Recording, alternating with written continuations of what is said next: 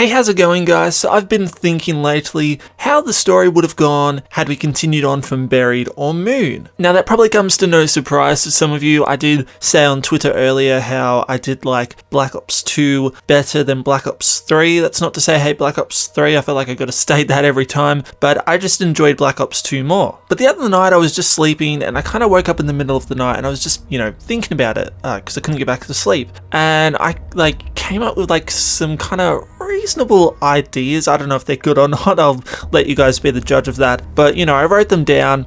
And so I thought I would share them with you guys. I actually kind of like the idea myself. But again, I'm not a writer. I'm not a story writer. So it's probably not even the best idea. And it's not that detailed. But it gives a basic overview of what each map would have done. So every map on Black Ops 2, up to Black Ops 2 would exist, except for Origins. Now, I'm not saying Origins is bad, but for, my thing to work, we would not have Origins at all. We'd still have Mob, because I think Mob as a standalone can still work in regards to the previous story. But yeah, so what I've written down. The last map, the original crew, are playable. It occurs after Moon.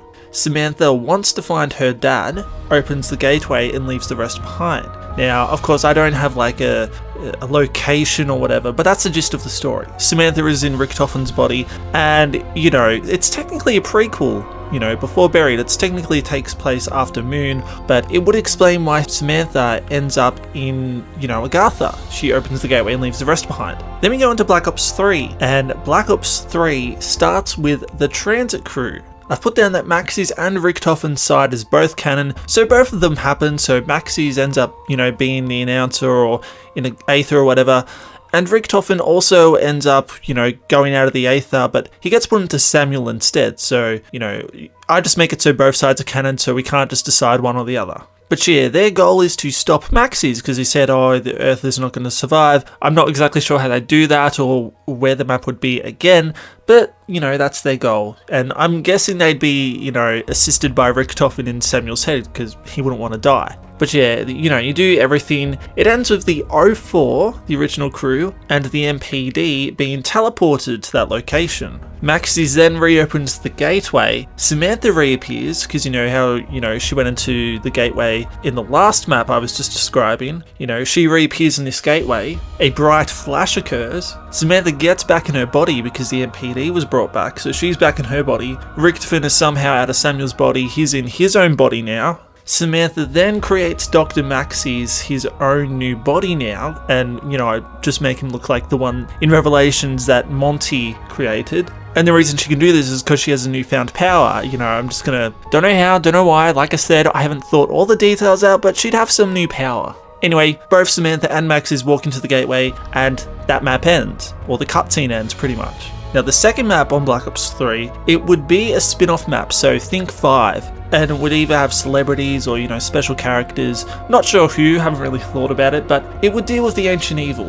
And it would also talk much about Weasel's history in Mob of the Dead. So I figured because, I'm keeping Mob, I kind of need to follow up on that and explain it more, but also kind of deal with the main story. So, it'll talk about Weasel, it'll also talk about why maybe Mob was happening, who was behind that, but also Samantha mentioned an evil in Moon. So, it would play on that, pretty much. Then we get to DLC 1, and I think, I really like this concept. Since the original crew and the transit crew have met up together, I thought, why not kind of mix and match them up for a couple of maps? So I've done exactly that. DLC 1 would involve Dempsey, Misty, Takio, and Marlton, and then looking for an artifact. Then DLC 2 would involve Richtofen, Nikolai, Rossman, and Samuel. It would occur at the same time as DLC 1, just like Ascension and 5 and Moon and Nuketown, and they'd be gathering another artifact. I should also mention that after, Samantha did the flash and, she disappeared in the gateway, their personalities would be a bit closer to the Origins crew now. So they're not going to be completely, wacky and psycho and all that like they World at War characters were.